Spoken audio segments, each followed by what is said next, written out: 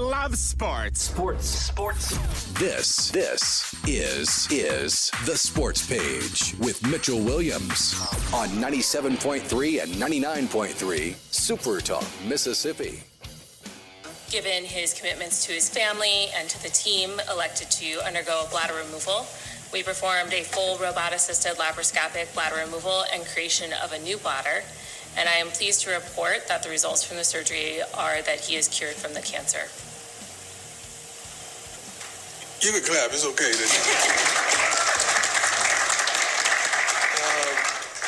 Rick was aware of what was transpiring, and he's been A1 and down there, just a blessing. Came to Texas to see me as well. But this was not an easy task because it was a changing kind of a lifestyle. And with Lauren and I coming from Jackson, this is how many surgeries? As of from 2021, this is surgery number 14. Surgery number 14. I had more surgeries out of the game than I did in the game. Deion Sanders, the former Jackson State head football coach, now Colorado head football coach, with this announcement with his medical team that he is cured of cancer, bladder cancer. However, he talked exclusively a lot about the need for all men to get checked up and getting checked out. He talked about they had surgeries and different things looking for something and found that, and thus he is here today because of it. Welcome to the Sports Page, and hope you and yours are well. If you're listening to us on 97.3 and 99.3 or SuperTalkHattiesburg.com or SuperTalkLaurel.com, thank you for being with us. And as we talk through a lot of different things, and we head into the fall season, which includes football and soccer and a whole lot of stuff here, y'all, we're some 30 days or less as we head toward the new football season at Southern Mississippi. Coach Charles Huff and his team will be playing Mississippi State on August 30th.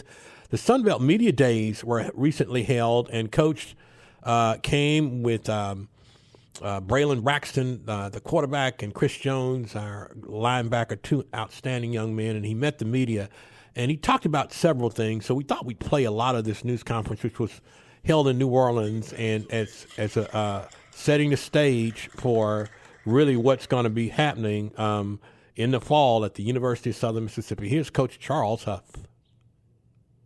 But really appreciate the opportunity to be standing in front of you as the head coach of a great university with a great history and tradition and passion. Excited about the season that's coming. A lot of work to do to flip the script. To all the Golden Eagle fans, alumni, administrators, supporters, donors, thank you for an unbelievable outpouring of support up until this point. As we look into flipping the script this season, flip the script is not just a focus on the record. It's a focus on mentality. It's a focus on culture. It's a focus on everything we do. When you are a 1-11 program, it's not just the on-field performance. It's everything. It's the discipline. It's the accountability. It's the culture. It's the ability to sustain success when you have it, whether that's in the classroom or on the field. So that's our goal. We've been at this thing since December. Right now, we're at 70 new players on our team. When you start including the walk-ons and new admittance guys, we're going to be at about 80 when it's all said and done. We were very intentional about rebuilding this roster, flipping the script on that. Our GM, Reed Grable, has done a phenomenal job in leading our recruiting efforts along with our assistant coaches and everybody else involved at the university. 17 SEC players will be in that mix, 9 Big 12 players, 5 ACC players. So we built it to win. We are operating in a process, a matrix, a plan of application, not theory. I know what it takes to win this league. That does not mean you click your fingers and all of a sudden you win this league. But as far as building and taking the right steps on a daily basis, we have the roadmap, and it works. We've got a lot of work to do. A big piece of that was obviously adjusting the roster. A lot of credit goes to Jeremy and the administrative team, because part of flipping that roster was creating the resources to attract good football players to our university. And that's not just monetary. I understand where we are in college football with revenue share. I understand where we are, but it's not just monetary. It's resources and facilities. It's resources in making sure academically our professors and our counselors are able to take care of the young men that are coming in with different types of transcripts at different points of their career. The resources to make sure that the environment that these guys live in, the food that they eat on a daily basis are at a first-class manner. So a lot of credit goes to the administrative team in putting those things in place to attract the guys that we were able to attract. This spring was all about the individual. We did not remove anyone from the roster when we arrived until after spring ball. We gave everyone an opportunity to conform to the new Southern Miss football. We gave them that opportunity through the spring. We taught them what it would look like to be a part of this team, to be disciplined, to be accountable, to be responsible. As we transition into the summer, it's been all about becoming a team. We spent a lot of time about getting connected. The X's and O's will take care of themselves. In order to be a championship level program, you got to be connected. These guys got to be a team. You bring in 70 new players. You've got to be able to get them to know each other, communicate with each other, hold each other accountable, trust each other. So a lot of our summer focus has been on that. And then as we transition into fall camp, we will flip into the mental disposition piece. How do you respond to adversity? How do you respond to things that go on in your life? How are you able to take what's going on in your life right here, right now, and manage the success and failures that you're going to have? That will determine the type of team we have. Ultimately, the wins and losses come down to execution, but the preparation that you need to do every single day to give yourself a chance on Saturdays is what we'll be focused on when we move into fall camp. With us today, we brought two of our players that represent our team, two guys that have ultra influence. We don't talk about leadership in our building. We talk about having influence. You could attribute it the same as leadership, but in their world, in their generation, leadership is tough because everyone's kind of got their own Instagram, their own brand. Everyone's focused on them. When you bring a bunch of guys together, as you're forming the team, it's hard for someone else to hold someone accountable when they don't know them. So we talk about having influence, and these two young men have ultra influence throughout the team, obviously on respective sides of the ball, but across the entire locker room. We'll start with the Offensive Player of the Year nominee or a recipient for the preseason, Braylon Braxton. Can't tell you enough about this young man. You guys know statistically what he's able to do on the football field, but what he does in our building every single day, what he does on our campus every single day, goes beyond that. The apartment he lives at, he went home for break over 1 week over the summer, and the apartment manager called and said, "Coach, did Braylon transfer?" I said, "I don't think so." They said, "Well, every morning he stops by here and says hello on his way into workouts, and we haven't seen him for like 3 or 4 days. We were worried." I said, "Well, that's good to know." I said, "I'll call him and make sure he hadn't transferred," but just shows you a little bit about who he is. Obviously, his influence throughout the locker room has been phenomenal. His players gravitate to him on both sides of the ball, and he holds himself accountable, and not just from a character standpoint, but to improve. He knows he has big shoes to fill. The expectations that you guys have set for him are not the expectations that we have. The expectations we have is that he comes out every single day and improves and does what he needs to do to help his teammates get better on and off the field. If that equals, 5,000 yards or 10,000 yards or no yards, it doesn't matter. That's what success will be measured for him. I think it's awesome that he's nominated. I think he's well worthy. A lot of other players in this conference are worthy as well. I think he's well deserving. And then Chris Jones, linebacker, sophomore linebacker from Mississippi, had an option to leave, chose to stay. Got a chance to meet with his parents when we first got there. You want to talk about a person that truly loves Southern Miss, loves it, loves the campus, loves the city, loves the community, truly loves the state of Mississippi. And he's been one that has influenced and helped, bridge the gap between the new players and the players that have come in, the old players. And he's been one who has embraced hard. He told me the other day, every day at practice, he feels uncomfortable, and that's great because that means you're growing. And he said, I love it, though. But I think those are just some quick stories on guys that represent our locker room. I couldn't be more excited to coach these guys. We got a long road ahead of us. We got a lot of work to do. We got a phenomenal schedule. Our administration put us in great position to have 7 home games. We appreciate Mississippi State's willingness to go outside the norm and come play us at home. The economic effect that's going to have on Hattiesburg and the state of Mississippi is huge. Hopefully we can continue that with both schools throughout our tenure here. The Sun Belt West is the toughest division, in my opinion, out of the two. I know I was on the other side. Kind of like Michael Jordan say, I know I won that side, so I know coming over here, looking at all the talent that's here now, it's going to be competitive. There's a lot of great talent. Coach Charles Huff talking about the 2025 season. You can listen to this guy, right? Oh, Coach Huff knows what he's talking about. He's won the league. He won it last year. He's still the conference coach of the year, and now he has the plight of taking 1-11 and flipping the script. Wow. When we come back, we'll talk about what's going on at Jones. The sports page continues here on Super Talk Mississippi in just a moment.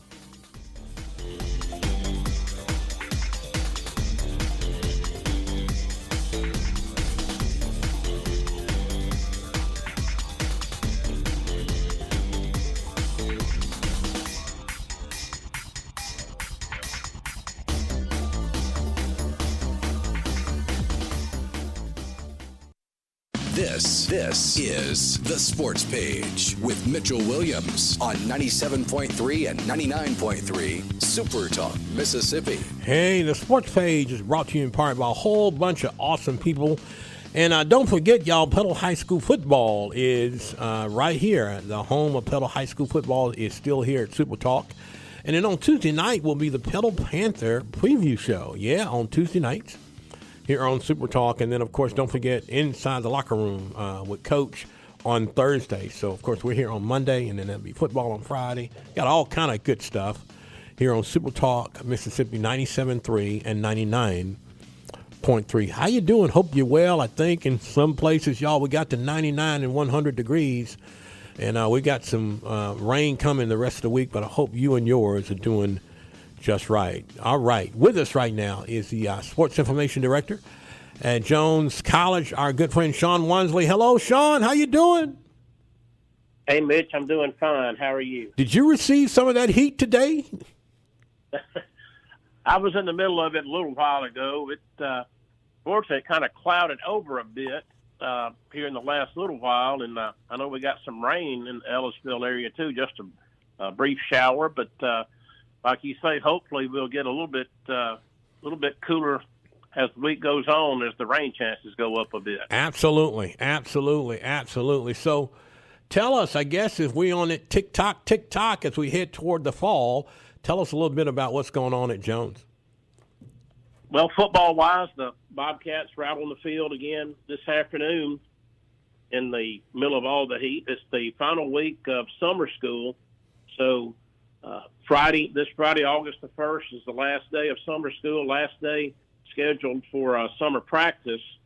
And then the guys will get about 10 days off, come back on Sunday, August the 10th, report back to the dorm, and then start hard and heavy on August the 11th. They'll get a full week of practice in before school actually begins on August the 18th. So that's going to be a very, very important week right there of preparation for the season, as Coach Laurel Pollard and the team will open the season on the 28th at Mississippi Delta, August 28th at Mississippi Delta. So it's 1 month from today we'll be playing football. If you crazy. Look at it, that's so crazy. Yeah, that's correct. So a month from today, the Bobcats will tee it up, and it's going to be an interesting season. A lot of new faces, new coaches. So anxious to see what Coach Pollard and the Bobcats can do this year.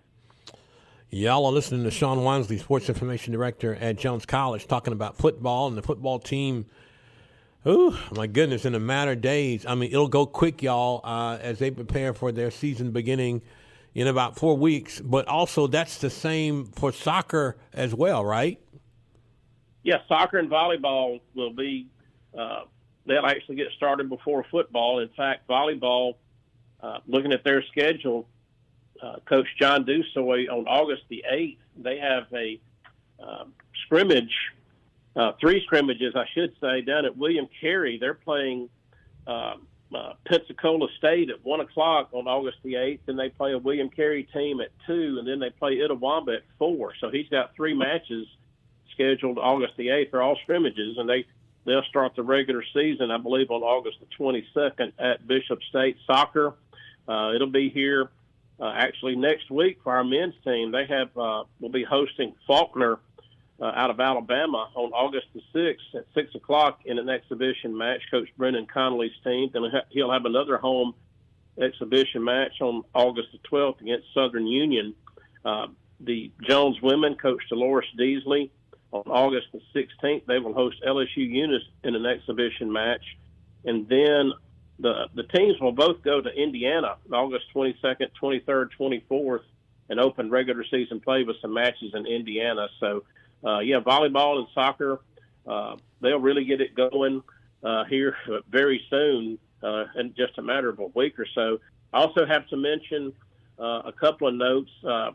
As we talked about last week, that high school jamboree, we're holding a jamboree August the 22nd. It'll be 4 games on that Friday afternoon starting at 2.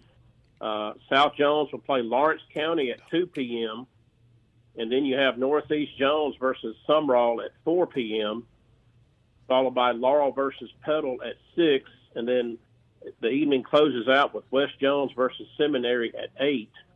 And it's basically going to be a half of football for each game, each varsity game, and then they'll let the JV have 10 snaps on offense, 10 on defense, and then you go to the next game. So 4 games on that day, August the 22nd, starting at 2. Tickets are $10. You can buy a ticket and watch all 4 games if you want to for $10, and you can go to jcbobcats.com and find out more about that, purchase the tickets there. So that should be a fun day, an interesting day for all 4 of the Jones County teams, kind of getting a preseason look at their rosters and their guys that day. And also have to mention on August the 19th, it'll be our annual night with the Bobcats, and that'll be at 6:30 in the student plaza in front of the cafeteria, the Neal Student Center. All the teams will be there. All the teams will be introduced. Be a lot of events going on, a lot of things involved. Have pocket schedules and posters and that kind of thing. That's always a fun way to kick off the season. So that's school starts August the 18th and night with the Bobcats on August the 19th. So a lot of things going on. It's just a typical way you get the season and the school year started here at Jones. Lord, I tell you what, and I'm just so whoever had that idea about that jamboree is just, I think that's the bomb. I mean, I really getting those high school kids on a college campus. I just think that is just, I mean, it's the bomb. And, that's just really, really awesome. And then having that with the 19th and meet the Bobcats, and then just a few days later, here comes the jamboree. I just think that's so good. Anything else you want to add as it relates to what's going on at Jones, and then tell everybody how they can keep up with those Bobcats? One other event going on in September, our baseball and softball teams will be holding a golf tournament fundraiser on September the 19th at Dixie Golf Club, and you can go online to their respective pages on Facebook and get the information on all that. Just looking at the football season for Jones, we open up at Mississippi Delta on the 28th, and I noticed today that the Mississippi Delta coach resigned about 3 weeks ago. What? Wow. To go to his high school job that he had a few years ago, and they named an interim coach today. I think it was Ernest Jones. I may be mistaken on that. I know he was a head coach at Alcorn at one time. Mm-hmm. So they named an interim coach just today, just 30 days before their first Good game. Gracious. So Wow. That's pretty interesting there. Jones will go to Delta in that opener. Then we go to Kahoma in week 2, 2 tough road trips to start it all off. And then we play our home opener on September the 11th, where we host Mississippi Gulf Coast. And that's the first division game, and that's going to be a very tough game right there. Gulf Coast, as usual, is going to be hard to handle this year. September the 18th, we go to Colin. Then we host Holmes for homecoming on September the 27th, kind of an early homecoming this year. Then it's an open date before we host Hines on October the 9th. We're at East Central on October the 16th, at Southwest on October 25th, and in the regular season at home on October the 30th against Pearl River. And like you say, once it gets started, it's going to be over before you know it. So that's a quick look at the schedule right there.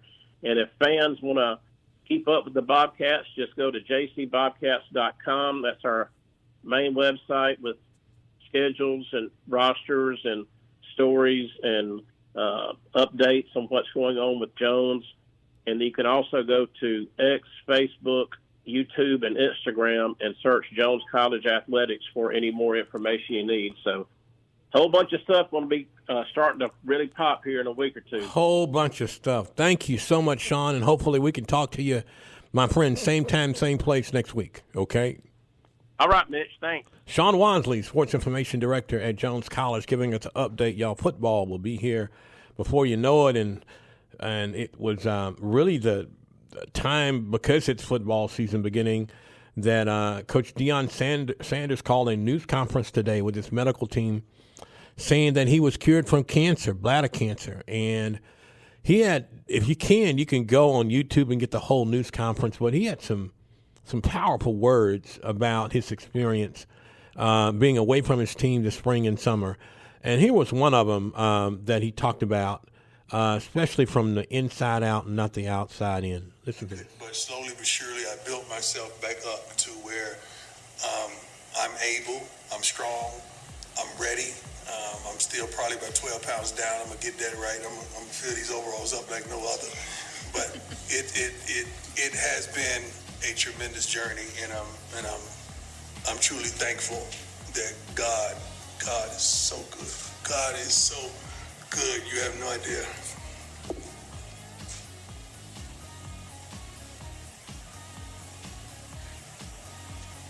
You have no idea how good God has been for me to be here. My goodness, Deion Sanders talking about choosing life. He had two options: take the bladder out or live a different lifestyle. And he said it wasn't about him. He wanted to live his life for other people. We'll have more about what this is, and also we're going to talk about some soccer when the sports page continues in just a moment. This is the Sports Page with Mitchell Williams on 97.3 and 99.3 Super Talk, Mississippi. Hey, welcome back to Super Talk, Mississippi. What if every student athlete began their conversation about why they love to play like this? Thank God for giving me this platform and putting so many amazing people around me to help support this dream I've had since I was a little kid. Without him, none of this would even be possible. To my wife, Brittany, my baby girl, Sterling, and my son, Bronze. This crazy life that we are living means nothing without y'all, keeping me balanced and making me appreciate every single day. No matter how I feel coming home, y'all bring me joy and make me appreciate the time that I get to spend with y'all. Thank you for always being there for me through my good times and my bad. Love y'all. That's Patrick Mahomes, yes, talking about,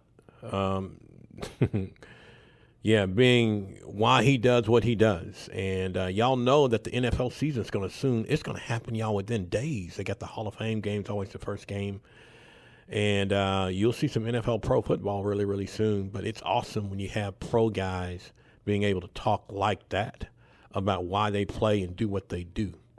So, as we said, we had Southern Miss Media Day at the Sun Belt Conference Championships, and the Southern Miss folks hit the media and had some great things to talk about the upcoming season. And let's go back to what was happening in New Orleans and hear from Coach Huff and the gang as they're asking questions to these to our head coach and to our starting quarterback, Braylon Braxton, and also to Chris Jones, sophomore linebacker out of Jackson. Let's listen. Successful look like, but in one hand, you've got a program taking over a program that was 1-11.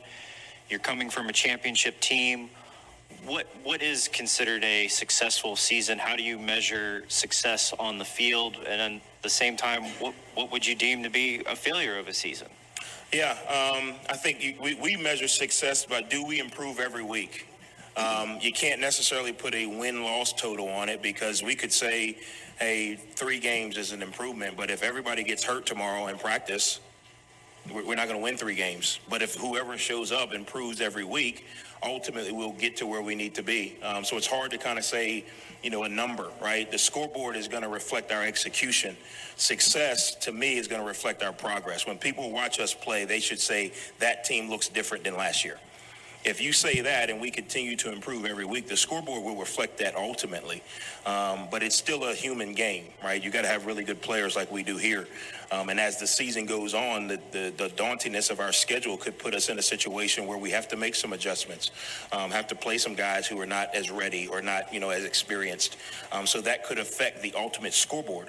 But they will play with discipline, they will play with intensity, and they will play with unbelievable focus. Those things lead to execution. So if we can continue to improve on those things every week, we'll be successful. We could sit here and say, well, what is success? I want to win every game. So if we lose one, is that not successful? But to me, it's focusing on things that are controllable by us. Going out every single day and improving, going out every single game and improving, all the way down to each quarter, each snap, each play.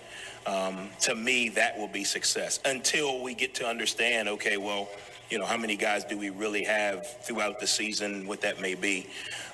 We'll win more than one, I can promise you that. So if that's success, then for you can write that success.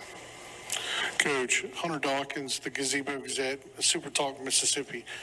The question that I asked both the players earlier in the interview, at the end of the day, when we're fans, when there's media showing up, we expect, there's an expectation of the players, for instance, Braylon, all the guys that were nominated for preseason and things as such. What is your thought on the guys that are participating? Who are we going to be writing about that is not who we expect?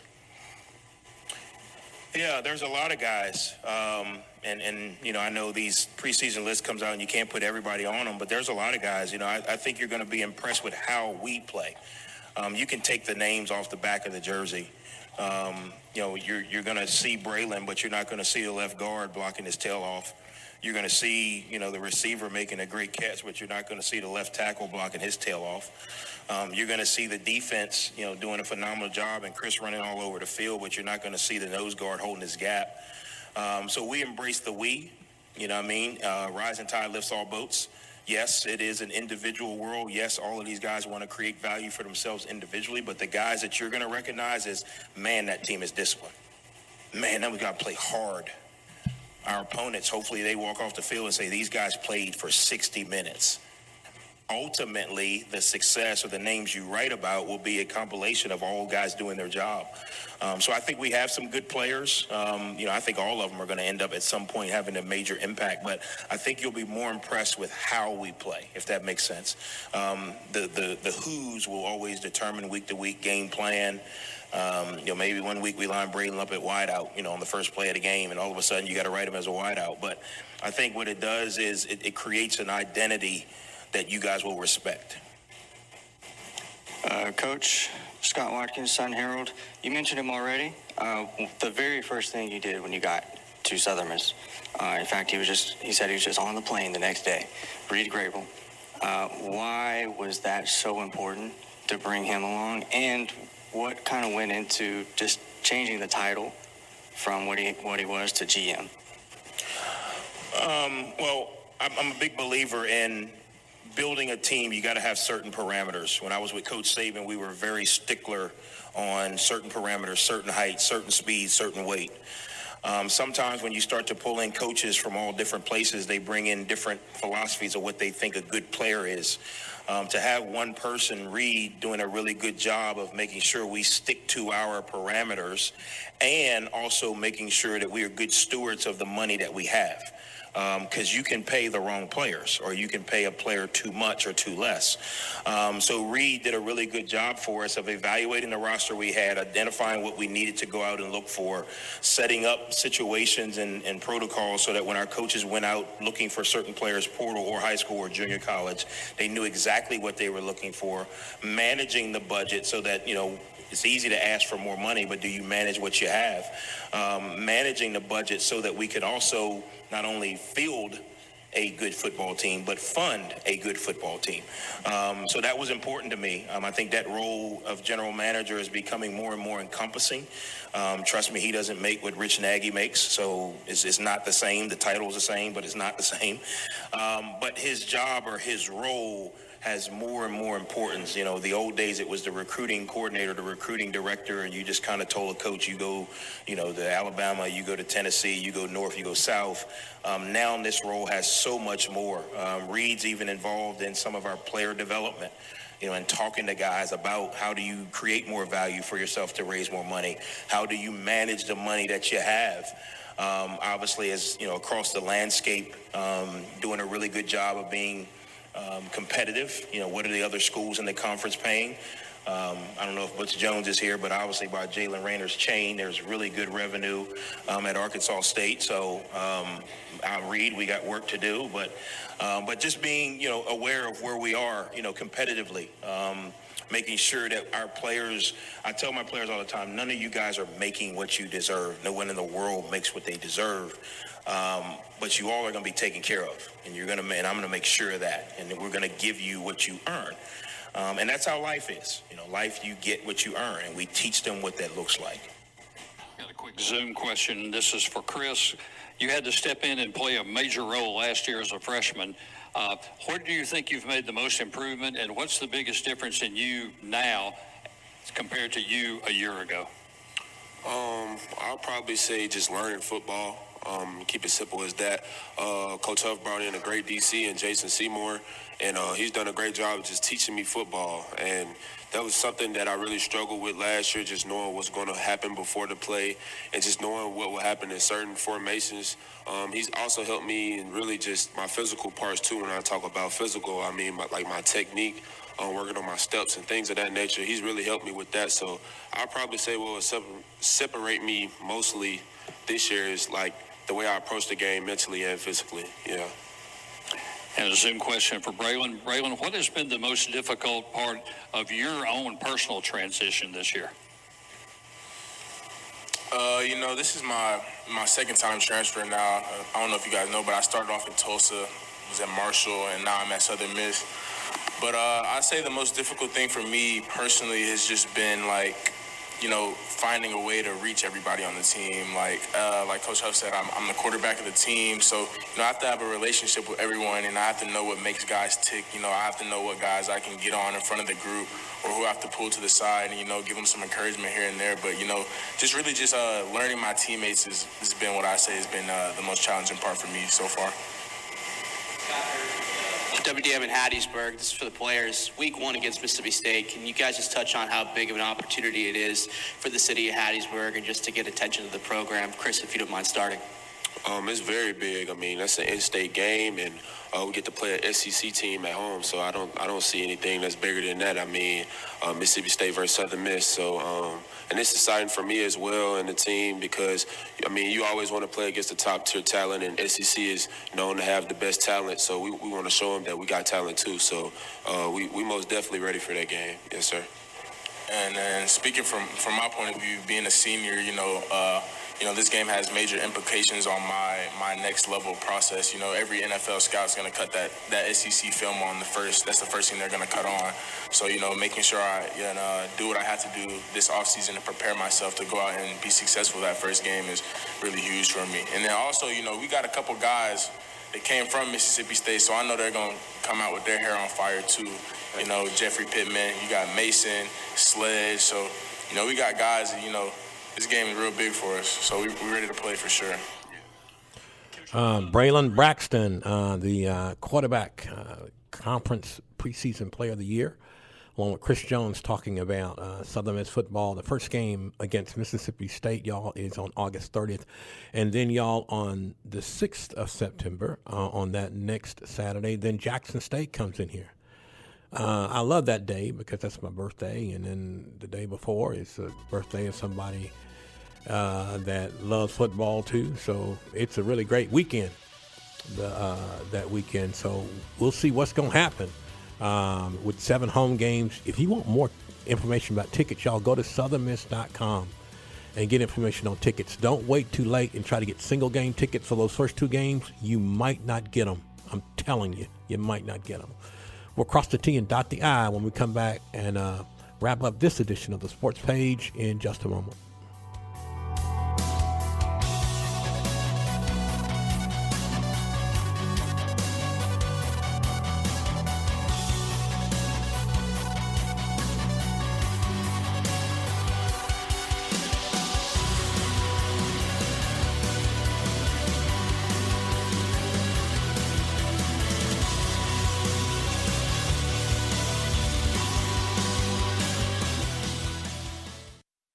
This is the Sports Page with Mitchell Williams on 97.3 and 99.3 SuperTalk, Mississippi. What was it like staring death in the face and dealing with the reality? I didn't stare death in my face. I stared life in the face, man. You think I'm playing when I tell you I'm God's guy? I really am. I'm allowed to go through these trials and tribulations so that I could touch and reach and bless people with my words, with the energy, with that thing that God gave me. So I never thought about no death. You know, I had to make a will because I want to be a business. I want to be a good steward, you know, for my kids and for my family. But no, I got too much life to be thinking about death. Too much life. I got too much life in me, and I got work to do. We had to win the 3rd championship. You talking about death? No. God definitely get ready to take me before that. Coach Deion Sanders, the former Jackson State coach, now Colorado head football coach, announcing this morning that he's been cured of bladder cancer and that he has a different lifestyle. And then you just heard that from a faith standpoint, it wasn't about death. It was more about life. We want to thank Sean Wansley for being with us. Of course, we heard so much from Coach Charles Huff and from Chris Jones and also from Braylon Braxton, 2 players on the Southern Miss team. The Eagles will start the season, everybody, in about a month. Some programming notes that Crusader Talk is at the top of the hour at 97.3. Petal High School football, when we get ready to get started here, as always, will be on Friday nights here on 97.3. Tuesday nights, Petal Panther preview. You'll have preview of what the Panthers will be doing with Coach Marcus Boyles. We're so glad Coach Boyles is back. By the way, Coach Boyles was nominated for National High School Coach of the Year. And being in the Hall of Fame, he's been in a whole bunch of Hall of Fames, and y'all, he's one of the premier head coaches in American history to me. So congratulations to Coach. And, of course, he's back doing what he does in that Petal Red. And then on Thursday, don't forget about Inside the Locker Room with Coach Joey. He'll be here as always on Thursday. So, and then, of course, on Fridays, we're driving through on football season. Y'all, if you want to know more about the Fellowship of Christian Athletes, y'all, we're getting ready for school. We have some needs. We got preseason football rallies. We want to put Bibles in kids' hands. And we got Pink Huddle coming up. It's the only female camp in 5 states in the South designed for the leaders of our high school teams. That will be August 8th through the 10th.